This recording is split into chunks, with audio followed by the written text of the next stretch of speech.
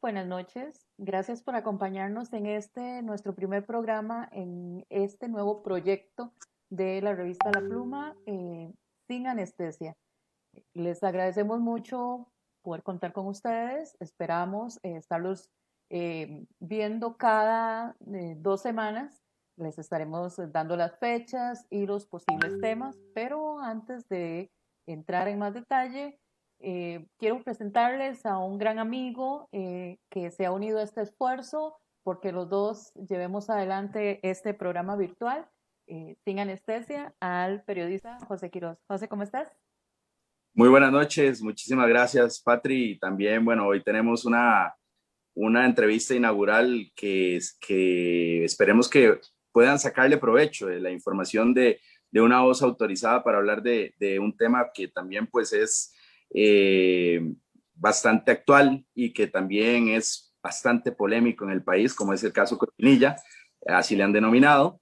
Y por supuesto, me siento halagado y complacido de poder participar con vos en este nuevo programa, en esta nueva propuesta periodística.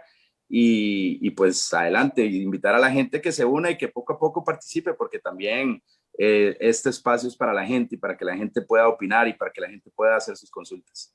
Así es, estaremos compartiendo en los comentarios de la transmisión un link de un web chat para que usted pueda hacer las consultas sobre los distintos temas que vamos a estar tocando. Hoy tenemos un tema un poquito controversial como premisa para este programa, como una nueva forma de entrarle al tema, y es precisamente el trabajo de la Fiscalía desde los sentidos, desde la inhibición de su máxima representante en ese momento, la fiscal general. También el tema de las pruebas de las llamadas, por lo mismo en el caso Cochinilla. Y para tal, hemos invitado a un especialista, a un abogado penalista, ex juez de la República, a don Eduardo Acuña, a quien tengo el gusto de saludar. Eh, Buenas noches, don Eduardo, ¿cómo se encuentra? Buenas noches, Patricia. Un gusto acompañarla a usted, a José y a su audiencia. Felicitarlos por esta aventura y mis mejores deseos de que les resulte muy satisfactorio. Gracias, don Eduardo. Muchísimas gracias, muchísimas gracias. Bueno, si querés arrancamos, Patri. Por Hoy supuesto. vamos a hablar, bueno, el tema de la cochinilla, pues obviamente también caló hasta las instancias del Poder Judicial y como en otros poderes de la República, como ya bien es sabido, y también instituciones. Y por eso hoy tenemos como invitado a don Ewald, una voz autorizada para poder explicarle a la audiencia un poquito más acerca de todo lo que se ha venido dando dentro del Poder Judicial y sobre todo en la Fiscalía con la exfiscal general, doña Emilia Navas.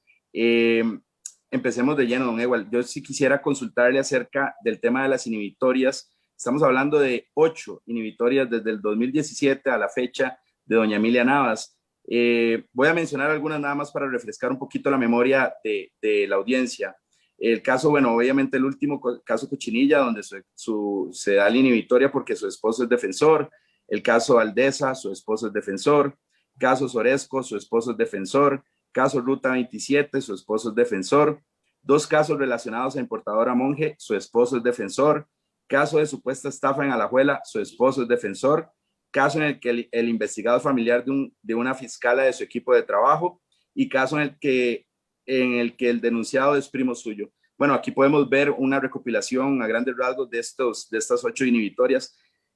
¿Qué tan sano, y esa es mi primer consulta, don Ewald, qué tan sano es que se den tantas inhibitorias por parte de la máxima figura del Ministerio Público?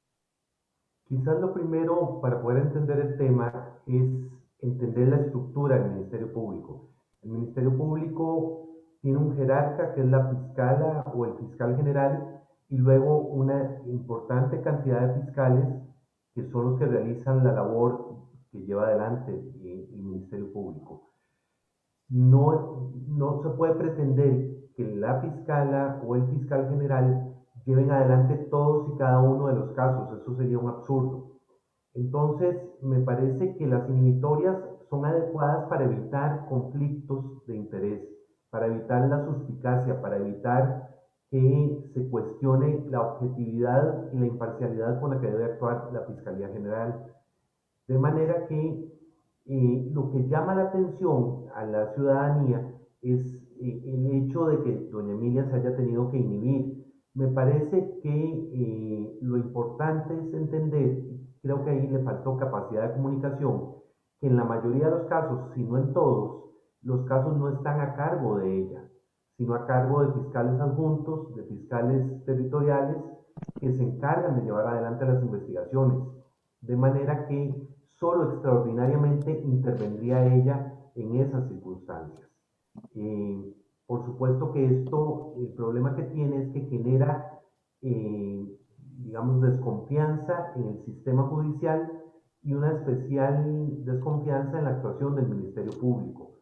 Pero si lo vemos en perspectiva, la actuación de doña Emilia era la actuación correcta, era evitar los conflictos de interés, pero de ninguna manera eso tuvo afectación en los procesos que están a cargo de otros fiscales. Pero, don Edward, aquí, perdone que lo interrumpa, hay una duda porque creo que la defensa aduces que hay momentos en que la fiscal era la única persona que podía, que en dos de las intervenciones que se firmaron, dos, la fiscal era la que estaba en ese momento en ejercicio y se usó la figura de un fiscal interino. Ahí va a haber una discusión grande y hay dos líneas, dos argumentos.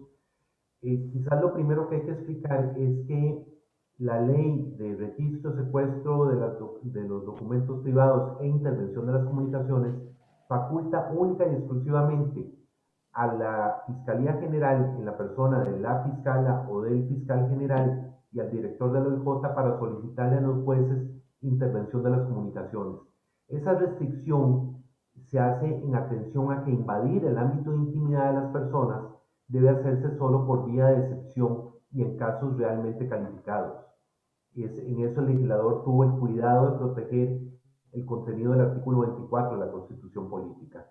Sin embargo, también hay que aclarar que el fiscal o la fiscala general son sustituidos cuando están incapacitados, cuando están de vacaciones, cuando se inhiben de conocer algún proceso por el fiscal subrogante, pero el fiscal subrogante entra en funciones solamente cuando la fiscala general no está habilitada para hacer las gestiones.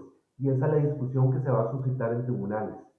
Si efectivamente debió haber firmado doña Emilia la solicitud de las intervenciones o, en su defecto, debió haberse inhibido desde el inicio de la investigación, teniendo conocimiento de que su esposo es abogado asesor de dos de las empresas vinculadas con el caso Cochinilla. Entonces, esa es la discusión que se va a plantear. Hay dos argumentos en esa línea.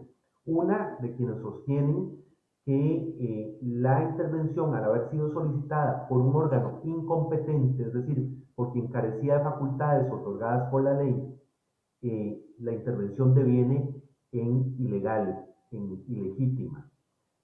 Otra tendencia sostiene que, a pesar de eso, lo que prevalece es que el juez es el garante de la garantía de proteger el ámbito de intimidad, y si la orden está bien fundamentada, debe mantenerse la legitimidad de la prueba. Esa va a ser la discusión que se va a presentar.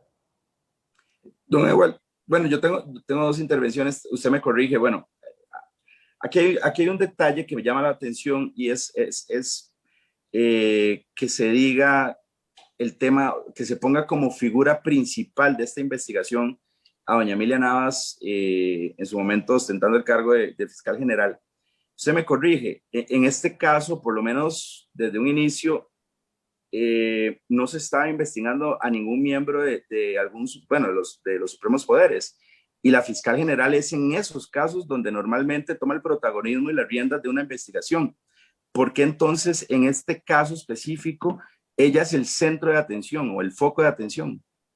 Porque dentro de la tónica de la opinión pública se creó la apariencia de que los casos de alto perfil mediático eran asumidos por ella. Y que entonces era ella la que tenía que llevar adelante el caso. Sin embargo, hay que recordar que el caso se origina en el año 2019 y es la Fiscalía Adjunta de Transparencia y Anticorrupción la que lo lleva adelante. Es decir, no es doña Emilia la que lleva adelante la investigación. Se pone el foco sobre ella porque se hace una inhibitoria a destiempo, porque si ella conocía del caso con anterioridad, debió haberlo hecho desde el primer momento. Y si no conocía, surge la interrogante de por qué no firmó, como la ley dispone, las solicitudes de prórroga de intervención de las comunicaciones. Entonces, eso suscita una serie de cuestionamientos que generan que doña Emilia decida acogerse su derecho jubilatorio y salir de la Fiscalía General. Pero me parece que ahí es un tema en el que ustedes tienen mucho mejor criterio y mayor opinión que yo. Es un tema de carácter mediático, no es un tema de carácter legal. Ahora, ¿cuánto podría afectar precisamente, independientemente, y qué bien que lo explica desde la parte legal, cuál es la función del fiscal general y cuál fue la función de doña Emilia Navas? Ahora, hablando un poco sobre el tema de la inhibitoria, volviendo al tema principal, ¿por qué? Y yo creo que algunos sectores también achacaban eso. ¿Por qué doña Emilia Navas no se separó desde el inicio de la investigación, de este proceso? De acuerdo con la explicación que ella ha dado, es que ella desconocía de la investigación y que se dio cuenta hasta el día de los allanamientos. Y con ocasión de los allanamientos y darse cuenta de los hechos, es que decide inhibirse. Perdón, ahí está. ¿Sí, aquí estoy? Sí, sí, aquí está. Ok, perfecto.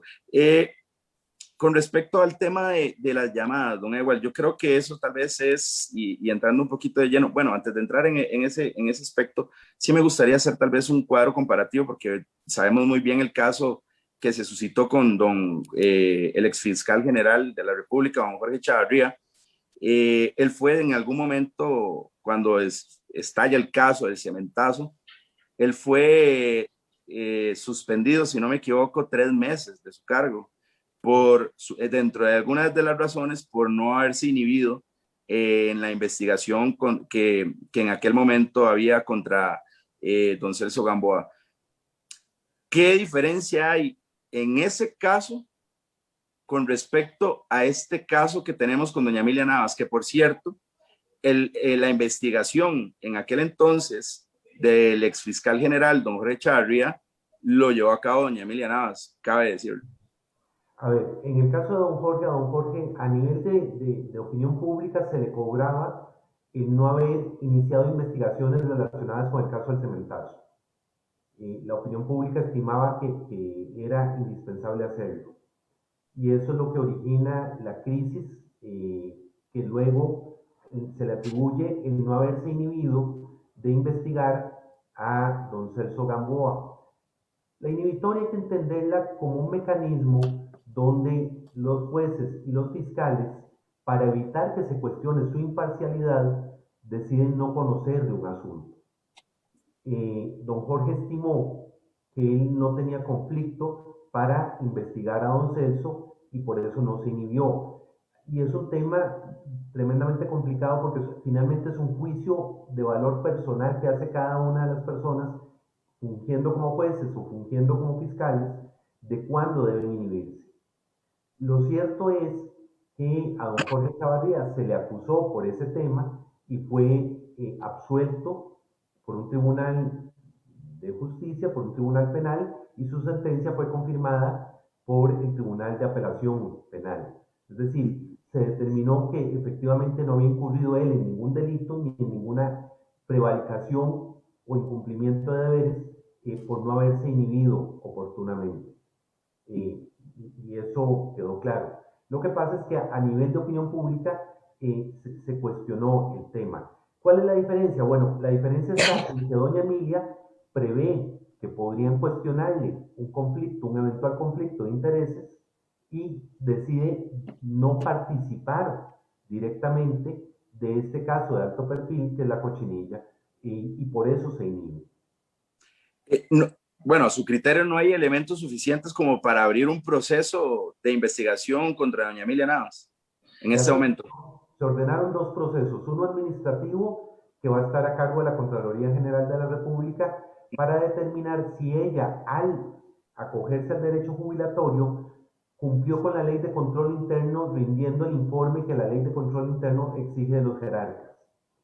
Un segundo proceso es de carácter penal por el eventual delito de incumplimiento de deberes que se tramitará por la Fiscalía Adjunta de Transparencia y Anticorrupción.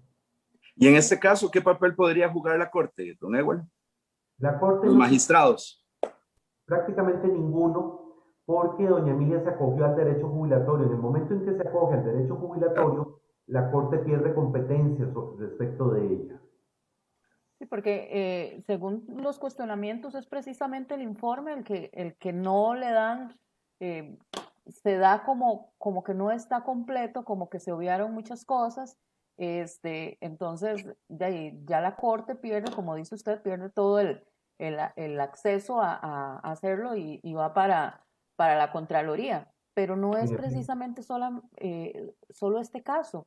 Tenemos que ella se ha inhibido por distintas razones de 9 casos, de los cuales 4 son muy fuertes, precisamente por la relación con su esposo o con su pareja, que deja mucho también entrever la función de la fiscalía, que son 3 años de funciones. 3 años Aquí don Ewell y Patricia, tal vez quiero leer, porque va de la mano con lo Uh-huh. que está diciendo Patrick.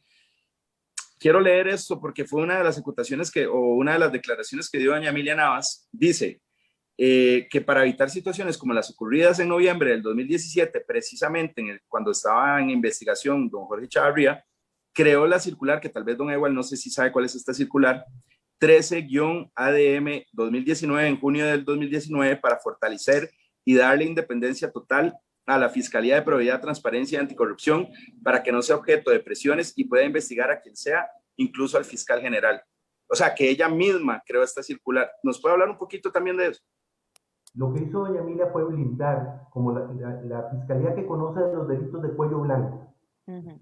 eh, tanto fuera del Poder Judicial como dentro del Poder Judicial, la Fiscalía Adjunta Anticorrupción, lo que hace doña Emilia es blindarla en el sentido de que no tiene que estar sujeta, como normalmente ocurre, al criterio jerárquico del fiscal o de la fiscala general, sino que se dé total independencia para hacer las investigaciones. Ahora, hay que recordar nuevamente que la inhibitoria es un mecanismo de previsión, no de sanción. Es decir, lo que quiere es evitar el conflicto, evitar la suspicacia, evitar la sospecha de que, de que se pierda la imparcialidad o la objetividad. Y eso es lo que ella trató de hacer. Lo que me parece es que en unos casos yo no entiendo la razón de la inhibitoria, y me explico. Son casos donde ella no tenía cargo de la investigación. Por ley, las únicas investigaciones que el fiscal general tiene que realizar son las de los miembros de los supremos poderes. Dejado de ser la persona investigada miembro del supremo poder, ya ni siquiera continúa adelante con la investigación, pasa a la fiscalía que le corresponda. Y la relación jerárquica, yo no me imagino, dentro del mundo de lo razonable, al fiscal general entrometiéndose en todas las investigaciones de alto perfil, porque simplemente es desdibujar la razón de ser de la Fiscalía General.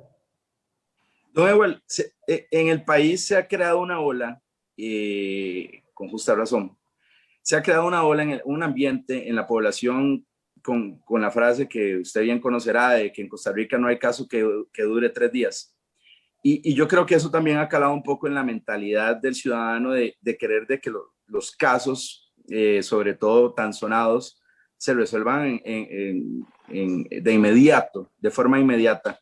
Y aquí leo un texto, si me lo permite, doña Emilia, y le quiero consultar si está bien o es normal de que un caso o varios casos tarden tanto en el proceso investigativo por parte de la Fiscalía. Dice, voy a mantenerme en mi cargo porque no hay absolutamente ningún motivo o justificación para que yo presente mi renuncia y más bien al país, y con toda humildad lo digo, le interesa y le sirve que Emilia Navas se mantenga al frente de la institución, porque ha sido Emilia Navas, hablando en tercera persona, la que ha construido una fiscalía anticorrupción fuerte, valiente, independiente y blindada de cualquier tipo de presión.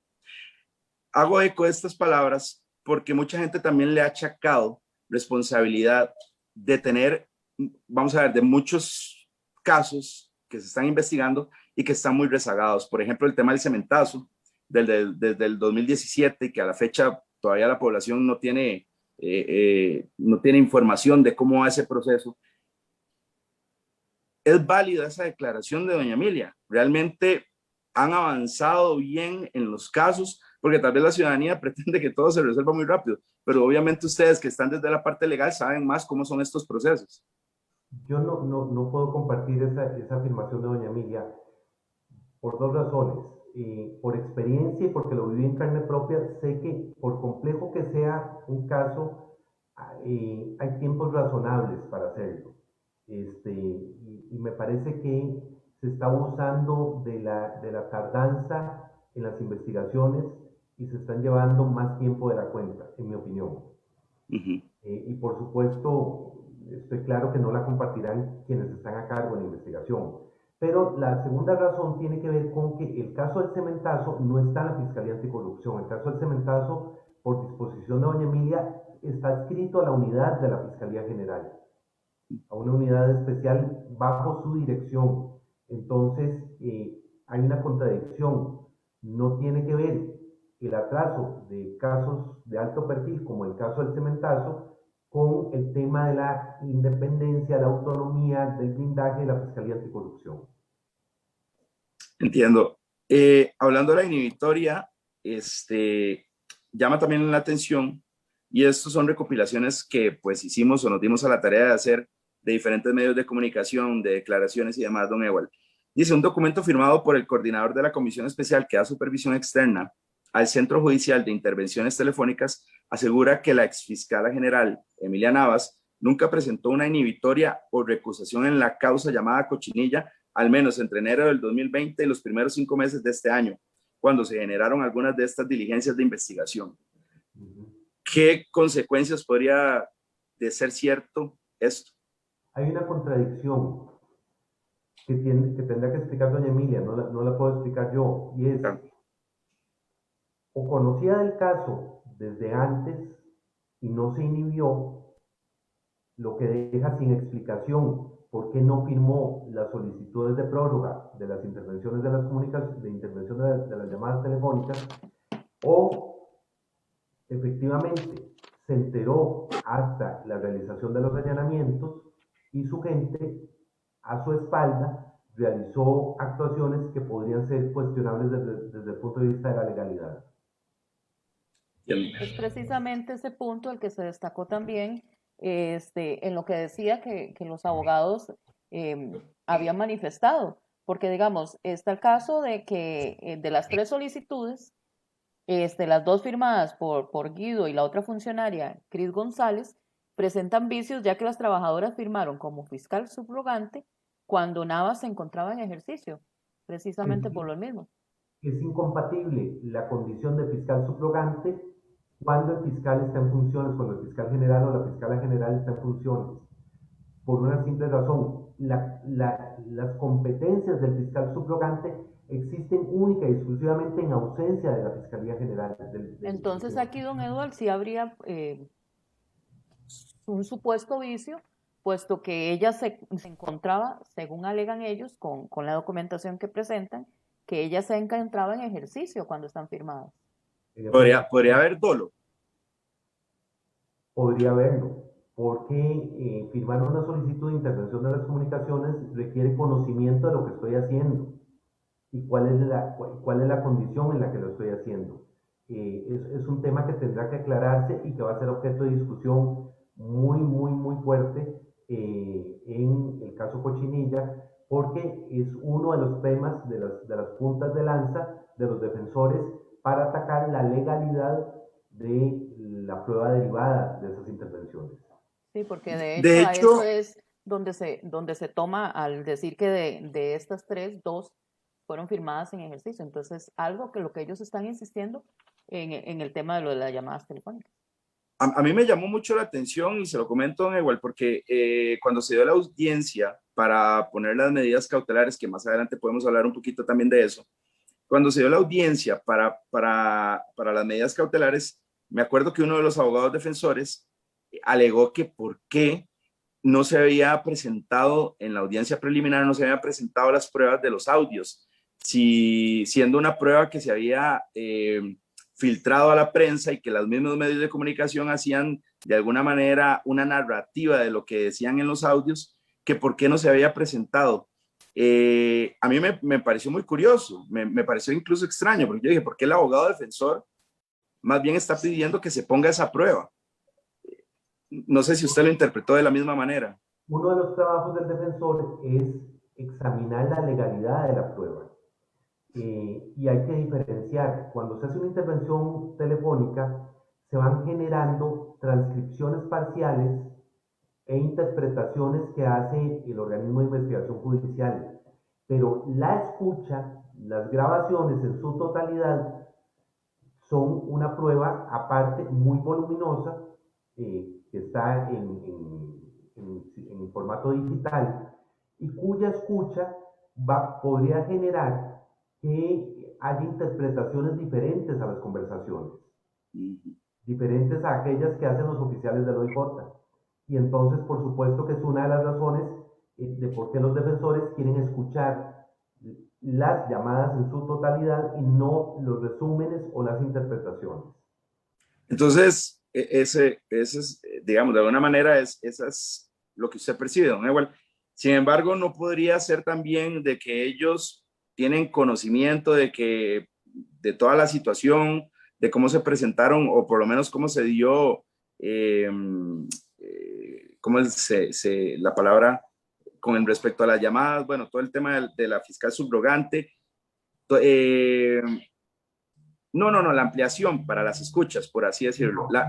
Eso tal vez le explico. Ni los defensores ni la jueza tenían conocimiento de este tema. Esto se convierte en tema cuando el sindicato del Poder Judicial recibe una información confidencial y publica en Facebook una nota donde le está requiriendo a el Departamento de Gestión Humana del Poder Judicial que informe si para las fechas de las solicitudes doña Emilia estaba en el cargo o no.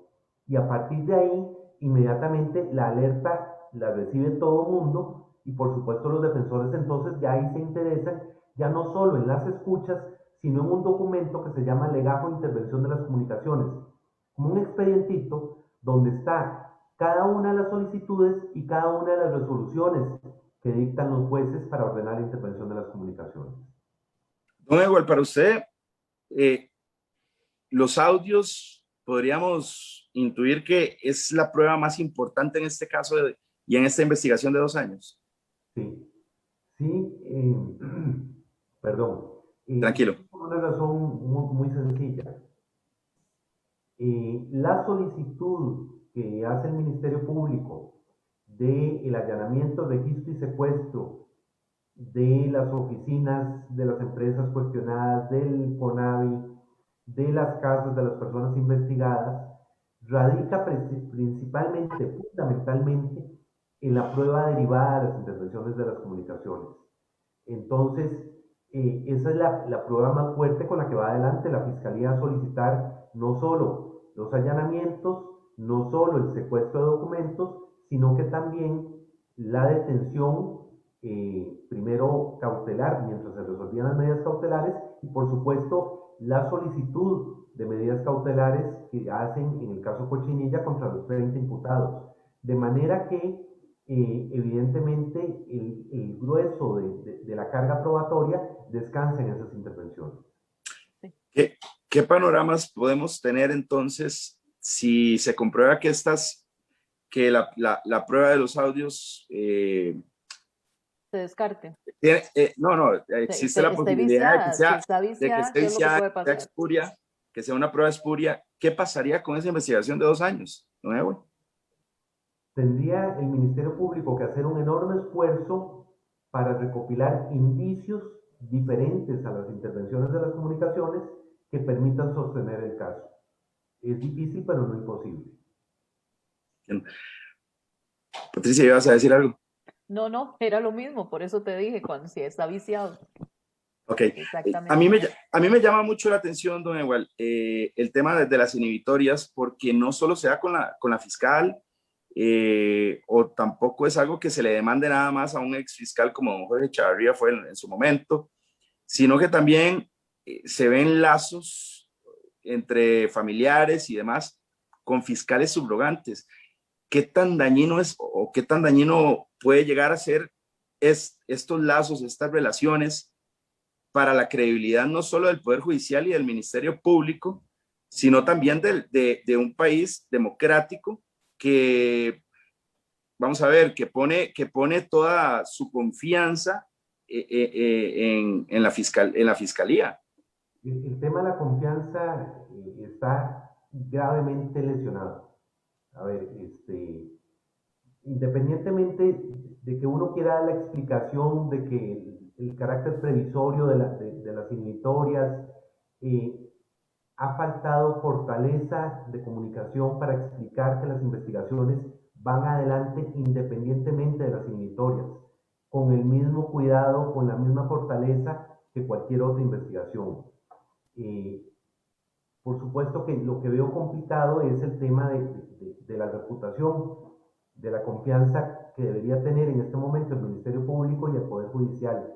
Y eso solo se va a enmendar con el transcurso del tiempo y eventualmente con el nombramiento de la nueva o el nuevo fiscal general y la forma en que atienda este tipo de problemas, sobre todo no tanto para asumir personalmente los casos como para acelerarlos y lograr que tengan la fortaleza suficiente para superar el proceso y llegar a una eventual sentencia condenatoria.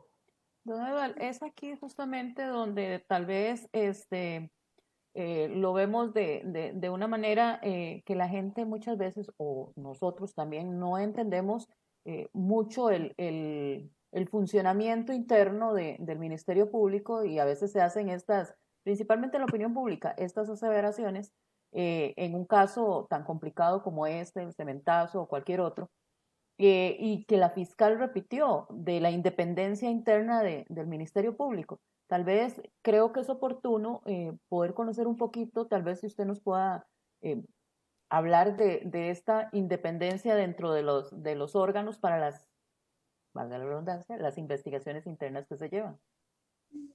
La Fiscalía tiene una estructura jerárquica de carácter administrativo y de delegación de funciones, pero cada uno de los fiscales auxiliares, de los fiscales coordinadores, de los fiscales adjuntos e inclusive de los subrogantes, tienen la posibilidad de llevar adelante las investigaciones de manera independiente, siempre y cuando sean apegados a la ley.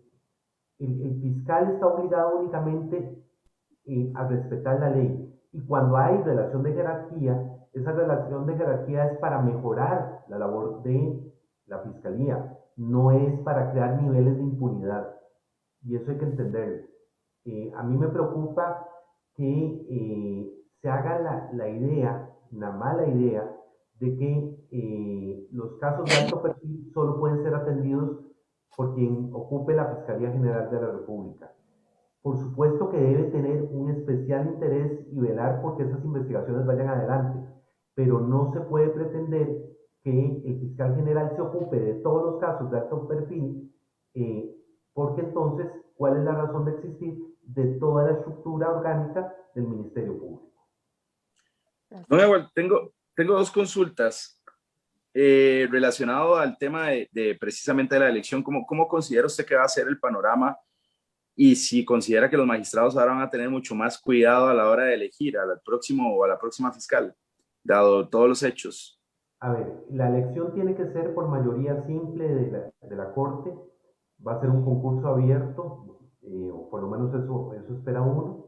Eh, y ahí habrá una primera fase de clasificación donde quienes ostenten los requisitos, que es ser mayor de 35 años, costarricense, por nacimiento, por naturalización y con más de 10 años de experiencia en el ejercicio del derecho, pasen a una segunda fase donde la Comisión de Nombramientos del Poder Judicial hará una primera selección y luego pasará a una etapa de entrevistas de la cual resultará una propuesta que puede ser unipersonal o puede ser una terna, puede ser un grupo de 5 personas para que Corte Plena decida a quién elegir.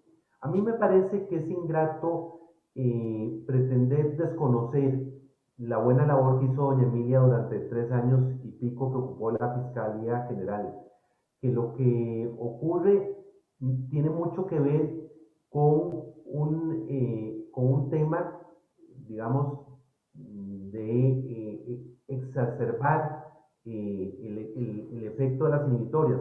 Todos, absolutamente todos, estamos sujetos a las inhibitorias. Ustedes en el ejercicio profesional del periodismo tienen cánones éticos que los obligan a inhibirse en ciertas ocasiones, eh, por múltiples razones. Entonces no hay que satanizar las inhibitorias, pero sí me parece que la Fiscalía tiene, la Corte tiene la obligación ética de poner a alguna persona que sea capaz de generar confianza en la ciudadanía. No solo tener las cualidades técnicas para ocupar el cargo, sino además tener la capacidad de generar confianza. Y eso Se se había da. debilitado esa confianza en doña Emilia, Sí, sin duda se había ido debilitando el transcurso del tiempo, no la, solo con el caso Cochinilla, la duración ¿no? de los casos en los que ella salía a la luz pública, indicando que ella llevaba adelante esas investigaciones, la tardanza de esas investigaciones eh, la fue debilitando y además a lo interno del Poder Judicial alguna especie de estilo de manejo administrativo que generó divisiones importantes a lo interno del Ministerio Público. Don ¿Qué Edward, y hizo? pecó el Poder Judicial tal vez con la elección tan, siento yo que fue presionada, porque si bien recordamos hace 3 años y algo, cuando se iba a elegir al fiscal o fiscala, eh, hubo mucha presión de grupos que llegaban frente a la Corte a pedirle a ella, como incluso los diputados presionaron a algunos grupos porque fuera ella, y siento yo que siento, ¿verdad? No quiero juzgar, que el Poder Judicial cedió a esto. Entonces, estamos ahora con una presión distinta por los casos y era al contrario de salir. Entonces, pecó el Poder Judicial de ponerse a escuchar las presiones externas. No sé si las escucharon, a ver, si las escucharon, no sé si se dieron a esas presiones, pero sin duda la elección de doña Emilia estuvo rodeada de una unanimidad en la opinión pública, incluyendo políticos, medios de Claro. comunicación, ciudadanía, que se me hace difícil pensar que la Corte no quisiera atender esa unanimidad de criterios. Eh, don Ewell, ahora usted, bueno, menciona, y me gustaría tal vez que nos lo señale, porque obviamente usted está más cerca de lo que ocurre a lo interno. ¿Qué hizo bueno doña Emilia Navas en su periodo? Me Tres parece, años y algunos meses. Me parece que generar en su primera etapa, generar confianza en la opinión pública, seguridad y tranquilidad de que la Fiscalía iba a hacer su trabajo, eh, le dio una especial protección a la Fiscalía Anticorrupción para que no se viera debilitada de cualquier manera y generó directrices importantes tendientes a evitar los conflictos de interés, que es un tema delicado en el que hay que tener prudencia y dejar líneas claramente señaladas de qué es lo que se puede y qué es lo que no se puede. A mí me Debe llamó la cambiar, atención. don Edward, con todo esto, debe cambiar, para no ceder más a presiones, debe cambiar la forma o los requisitos más bien que se le piden a un fiscal general. No, no, no. A ver, los requisitos son los mismos que para un magistrado de la Sí, Corte pero Suprema. digamos, en el tema, ¿cómo lo explico? De la ¿Cómo probidad. valorar? Sí, perfecto. Creo que la Corte tiene que valorar. que sea una persona íntegra, que sea una persona con conocimientos, que sea una persona con capacidad de trabajo en grupo, que sea una persona que tenga claro que la fiscalía toda, no solo el alto perfil, sino todos los temas requieren ahora de trabajo interdisciplinario y que hay que enseñar a trabajar con equipos integrados por profesionales de diferentes áreas y que además no se confunda la independencia de la fiscalía con la no subordinación en lo administrativo al Poder Judicial, a la Corte. Me parece que a la Corte, quien llega a ocupar la fiscalía tiene que tener la capacidad de rendir cuentas sin que eso le menoscabe el concepto de autonomía que cubre a la Fiscalía General. Don Evo, volviendo un poco, y perdón que insista en ese tema, vuelvo un poco a la comparación, porque bueno, es el caso más reciente de cómo se dieron los hechos en el momento de la investigación a don Jorge Chavarría. Él habló en su momento de que tenía una persecución por parte dentro de la fiscalía. A él incluso, bueno, se le abrió un proceso por no haberse inhibido y tener una supuesta amistad con don Celso Gamboa, pese a que no habían pruebas, o por lo menos en su momento, uno de los alegatos era que no habían pruebas fehacientes que así lo indicaran. ¿Por qué entonces la Corte en su momento actuó de manera tal, por lo menos con lo que se sondeaba o se sabía, de suspenderlo 3 meses, de abrirle un proceso investigativo?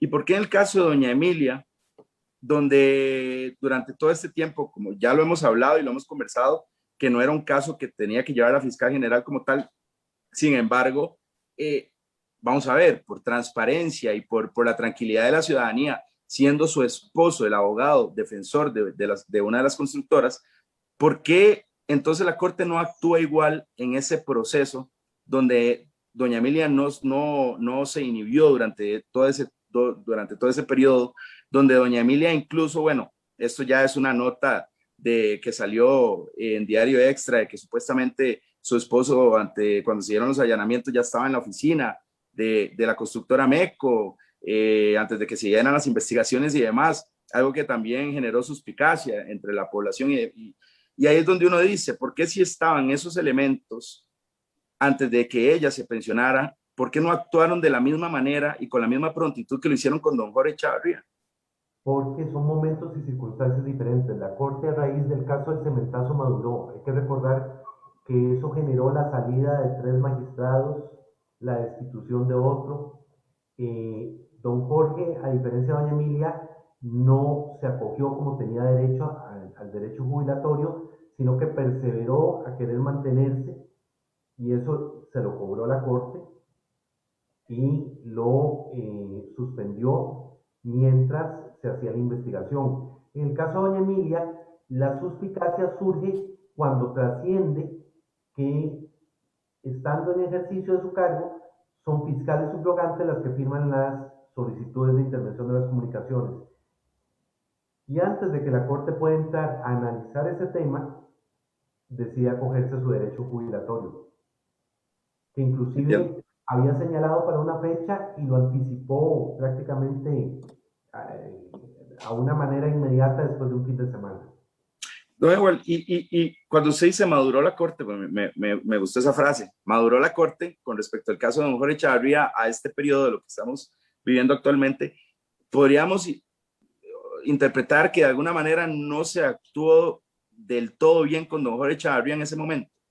Creo que la Corte actuó con excesivo celo y muy reactivamente. Los procedimientos administrativos y los procedimientos judiciales, sobre todo, determinaron que don Jorge no había cometido ninguna falta ni ningún delito. Tengo que hacer una pregunta puntual con respecto a lo de los audios, porque usted nos decía que es la prueba más, vamos a ver, más importante dentro de esta investigación de 2 años. De encontrarse que es espuria por todas las razones que ya se ha expuesto en los medios de comunicación y demás, y que también usted nos lo estuvo conversando, vamos a ver, es un elemento suficiente para que el caso se venga abajo. No, No, yo confío en que haya prueba adicional, que no se hayan centrado solo en las intervenciones de las comunicaciones, porque además las comunicaciones son prueba frágil.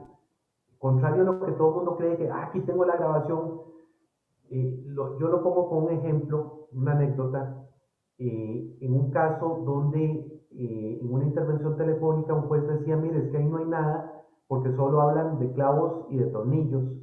Y otro juez llegó y dijo, mira, es que esos clavos y tornillos son kilos de cocaína y de marihuana. Entonces, bueno, la intervención de las comunicaciones hay que pegarla con prueba material, pegarla con otros elementos probatorios que confirmen lo que dice la llamada. La llamada puede ser sujeto de mil interpretaciones. Entonces, la manera de evitar el subjetivismo en la valoración de la intervención de las comunicaciones es si esas comunicaciones permitieron verificar que se recibieron dineros, que se transfirieron dineros, que se entregaron bienes, que hubo reuniones. O sea, tiene que ir armada. Qué tan fuerte es la prueba testimonial? Si es cercana al momento del juicio, es muy importante. Si es lejana entre el momento del hecho y el momento del juicio, es una prueba poco fiable. Porque a todos nos pasa, o sea, y no es un tema de sesgos, es un tema de ciencia. La memoria se deteriora con el puro transcurso del tiempo.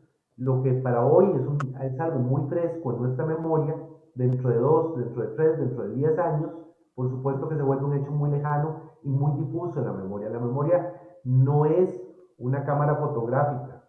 La memoria va guardando segmentos de información que se deterioran. Patri, ya te Yo, doy la palabra porque es ok. que no quiero perder una pregunta sobre esto que está diciendo don Ewald. Cuando a mí me llamó también la atención con respecto al tema de los audios, cuando se dijo que el haber filtrado, por lo menos, vamos a ver, las interpretaciones de lo que había ocurrido o lo que supuestamente se dio en los audios, de la prueba de los audios, a la prensa, puede ser un factor también de nulidad de la prueba. ¿Es eso cierto? No, no, no, eso es una falacia.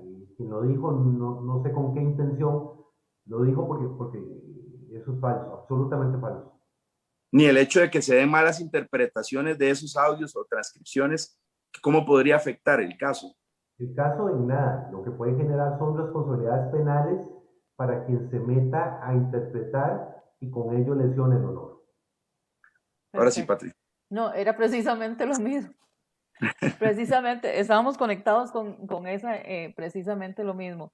Pero esta investigación nace, según dijo el director del OIJ, por una denuncia de una de las personas afectadas, de una de las empresas que quería licitar, y es ahí donde se da todo el proceso, empiezan las investigaciones y las llamadas, aunque se ha tomado muy fuerte, por lo que he leído, como prueba, también es como decía don Eduardo, es la parte que viene a cimentar un poco, porque ya ellos tenían el conocimiento ante esa red extraña que hicieron para concursar dos grandes empresas como MECO y H. Solís y licitar las dos para que ganara una y después se quitara y le quedara la otra, y complementándose con las llamadas, ¿por qué, don Eduardo, a pesar de que toda esta prueba de alguna u otra manera, eh, vemos que se tomaron tan poquitas medidas en, ¿cómo le explico? Cautelares. ¿Perdón? Las medidas cautelares. Sí, sí, perfecto. Tan pocas medidas cautelares, se les prácticamente fuera del monto enorme que se les pidió, que ya vimos que no fue tan grande para algunos, se les dejó prácticamente sin nada más. Porque las medidas cautelares no son un anticipo del juicio ni un anticipo de responsabilidad. Las medidas cautelares lo que buscan es proteger el proceso, evitar tres cosas fundamentales: la reiteración de la actividad delictiva, la obstaculización de la investigación o la fuga. La jueza consideró que con las medidas cautelares que impuso protege el proceso de manera suficiente. Hay que recordar que la regla es que la prisión preventiva es la excepción, no la regla. Y aunque el clamor ciudadano sea que los metan a todos en la cárcel, no puede funcionar así porque hay que hacer un proceso para que un tribunal de juicio llegue a dictaminar si son culpables o no. Bueno, pero hay que señalar que incluso, bueno, la jueza que estuvo a cargo de interponer las medidas cautelares está siendo investigada por una denuncia, por supuesto, prevaricato también. Sí, sí, pero eso es una barbaridad, y lo digo con todas las palabras. Gracias por decirlo, porque para eso es este espacio. A ver, no puede ser que cualquier persona, y me guardo el calificativo para no meterme yo en un problema, se le ocurra denunciar por prevaricato a un juez que dicta una resolución y además que le den curso a la investigación. Es que ahí es donde la fiscalía falla. O sea, cuando la fiscalía actúa para los aplausos, para la luz, para la opinión pública, va mal. La fiscalía tiene que actuar con objetividad y con imparcialidad, y un juez que dicta una resolución que además es revisable por apelación, no se le puede acusar de prevaricar. A mí me parece realmente perverso que el sistema pretenda siquiera investigar a un juez por dictar una resolución que no es satisfactoria para la opinión pública. En este caso, entonces, tal vez la fiscalía podríamos, perdona José, en este caso tal vez podríamos entonces echarle un poco la culpa a la fiscalía, porque el juez depende de cómo se arme un caso, la fuerza que lleve y lo que se pida, se demuestre en ese momento, es el juez el que toma la decisión, ¿no? Y hay que respetar al juez.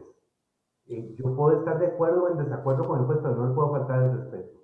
Ni puedo jugar con la opinión pública para azuzarla, para ponerla en contra de un juez y eventualmente en contra del Poder Judicial, porque eso le resta credibilidad y legitimidad al Poder Judicial. Y si se pierde la legitimidad del ciudadano ante el Poder Judicial, como país, como Estado de Derecho, sonamos.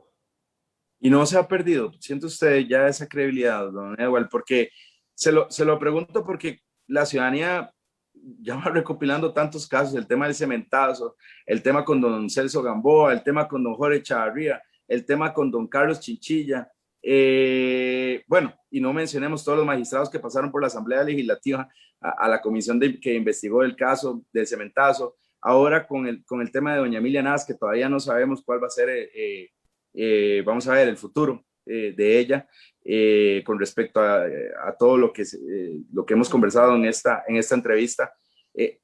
No, bueno, también tenemos el caso también de los fiscales subrogantes que tienen de alguna manera un ligamen con alguien investigado y demás dentro del caso Cochinilla. Y todo eso suena y suena y suena. No, de alguna manera no siente que ya la ciudadanía ha perdido mucha credibilidad en el Poder Judicial. Creo que está lesionada la credibilidad. ¿Cuánto? No sé. Claro. Les tiro yo la pelota a ustedes. Es a quienes trabajan con la opinión pública y sobre todo a quienes miden la opinión pública, ahora que van de nuevo las encuestas cada mes prácticamente, que midan cuál es la credibilidad en el sistema judicial. ¿Por qué? Bueno, porque tiene que ser una alerta objetiva, no la interpretación que hagamos cada uno de nosotros, lo que nos muestre cuán lesionada está esa credibilidad en el Poder Judicial. Debe el Poder Judicial hacer un saneamiento interno. Bueno, ahí yo tengo una tesis que provoca roncha, y es que el Poder Judicial tiene que airearse, tiene que dejar la endogamia y tiene que abrirse y permitir que se airee, porque el problema de la endogamia es que todo el mundo se da la palmadita en el hombro y todo el mundo dice qué bonito que sos y qué maravilloso, y no necesariamente la cosa está caminando bien. En mi área de trabajo, en el área del derecho penal, yo tengo que reconocer que las cosas no andan bien, y no me refiero solo a temas de alto perfil, sino hablamos de delincuencia común, que es la que afecta más directamente al ciudadano. Yo concuerdo con usted, don Edward, y aquí meto tal vez un poco de opinión.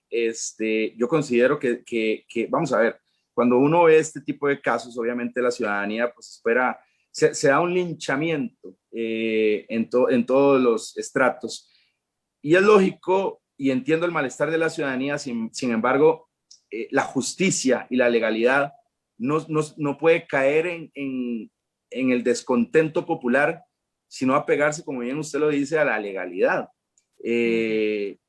Sin embargo, yo creo que para eso está la Asamblea Legislativa, me van a caer, pero bueno, para eso está la Asamblea Legislativa, para todo lo que es la política y para lo popular y demás, y etcétera. El problema Pero es que bueno, sabes que ahí me meto en tu opinión a dar un poco de la mía también. Eh, el problema es que estamos de un tiempo para acá acostumbrados o nos estamos dejando influenciar por aquello en que la política mezcla y agarra todos los sistemas, incluido en este caso el Poder Judicial, y entonces ahí es donde da un poco incluso de miedo si vos ves la forma en que la gente hoy en día actúa en el sistema democrático que tenemos. Ya no hay un respeto por los poderes del Estado. La gente va con los, como se dice deportivamente, con los tacos de frente y olvidamos cosas importantes. Es ahí, por eso la pregunta que le había hecho a don Edu, es importante, y él decía también, Adrián, el Poder Judicial debe hacerse en cambios claro, internos de claro. alguna u otra forma para la imagen que da, porque aunque es difícil un poco la opinión pública, ya lo vemos con estas personas que ahora están yendo a las indagatorias y todo, la forma en que la gente casi se lanza encima, porque uno puede estar muy molesto, pero llegar a ese extremo creo que ya ha pasado límites y es precisamente esa imagen la que debe limpiarse. No, no, totalmente de acuerdo. Y así como también se tiene que limpiar la imagen en muchos aspectos del Poder Ejecutivo y también del Poder Legislativo, porque los debates también en el Poder Legislativo tienen que ser de altura. Para algo fueron puestos en una curul por la ciudadanía. No siempre ocurre esto, pero yo decía también lo de don Ewald porque si bien es cierto y comparto con don Ewald el tema de que hay que confiar en las leyes, eh, y no, porque si hiciéramos caso al clamor popular, aquí habrían, bueno, un montón de linchamientos.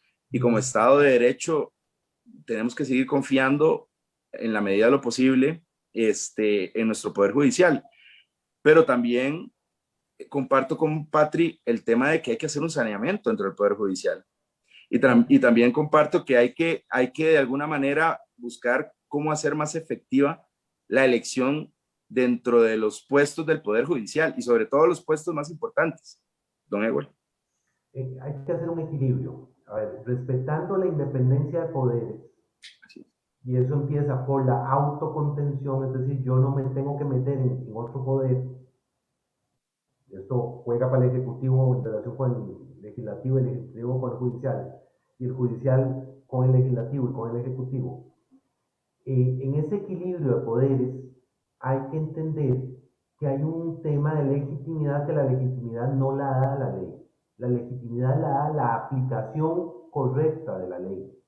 Y entonces ahí es donde me parece que está renqueando el Poder Judicial, porque justicia tardada no es justicia. Y Correcto. si además la opinión pública tiene la percepción de que la cosa está mal, de que hay corrupción o de que hay indolencia, que me parece todavía más grave, por supuesto que eso va a afectar muchísimo la labor del Poder Judicial como un todo. Yo estoy terminando un estudio donde estoy encontrando que, por ejemplo, antes, y hablo antes, hace 15 años, era prácticamente impensable que alguien cometiera el delito de falso testimonio.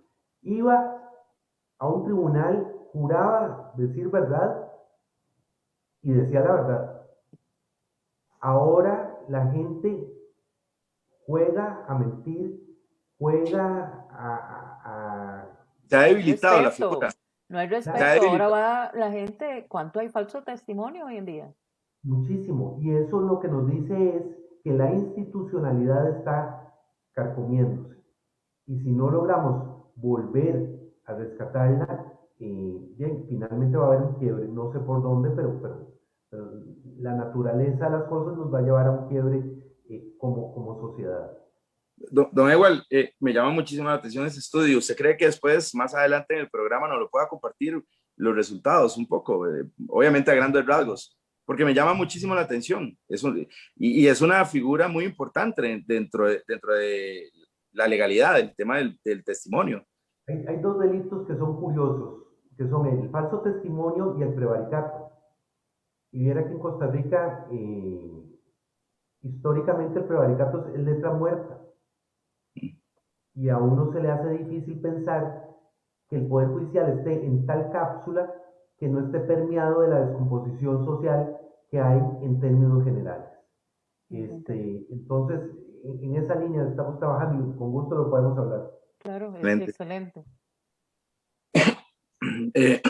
Perdón, bueno, yo creo que, Patri, ha sido una hora bastante enriquecedora. Obviamente, como lo dijimos al inicio del programa, tener a una voz experta como don Ewald, abogado, penalista, ex juez de la República, y que también nos pone un panorama más claro, y no solo escuchar lo que se rumora o lo que se dice, incluso hasta, perdón que lo diga, porque soy periodista, hasta en medios de comunicación, de lo que ocurre dentro de la Fiscalía o de lo que ocurre dentro del Poder Judicial, y que muchas veces desconocemos las leyes, y para eso trajimos a don Ewald, para que nos explicara mucho mejor todo este caso de la cochinilla. No, y muy bien también, de forma sencilla también, porque exacto. Muchas veces nos enredamos nosotros mismos y hacemos nuestras propias ideas. Conjeturas. Sí, conjeturas y temas en base a, pero no con una línea más abierta de una persona tan experta como don Ewald, que nos pueda ayudar, y por eso la importancia tal vez de algunas de las preguntas que hicimos un poco más sencillas o un poco más abiertas, para poder dar la idea de que tanto nosotros como las personas que nos están viendo puedan empaparse un poquito de lo que es el caso, de la forma en que se está llevando, incluso el trabajo del Ministerio Público en este caso. No, muchísimas gracias, yo estoy muy agradecido y disfruté mucho el rato. De verdad, mis mejores deseos y parabienes de que el programa les resulte todo lo satisfactorio que ustedes quieren, y de verdad, muy agradecido. Yo quiero hacer nada más una última consulta, perdón, es que siempre tengo una pendiente. Don Ewald, vamos a ver, ¿no tiene por ahí algún nombre posible candidato a tomar el puesto de fiscal general o fiscal general? La prudencia aconseja no decirlo. Lo sabe, pero no lo quiere decir. Excelente, muy bien. Así se ganan muchas guerras. Pues yo me voy con ese panorama esplendoroso. No sé si pueden ver al fondo los rayos hace rato. Hace rato estoy por decirte, José, esa tormenta está brava. No sé si está ahí o en algún lado, pero está brava. Bueno, está brava. Aquí por lo menos no suena truenos, pero sí se ven los rayos muy, claro, muy bien. Hace un rato me quedé viendo y digo yo, mire, eso está, pero está todo.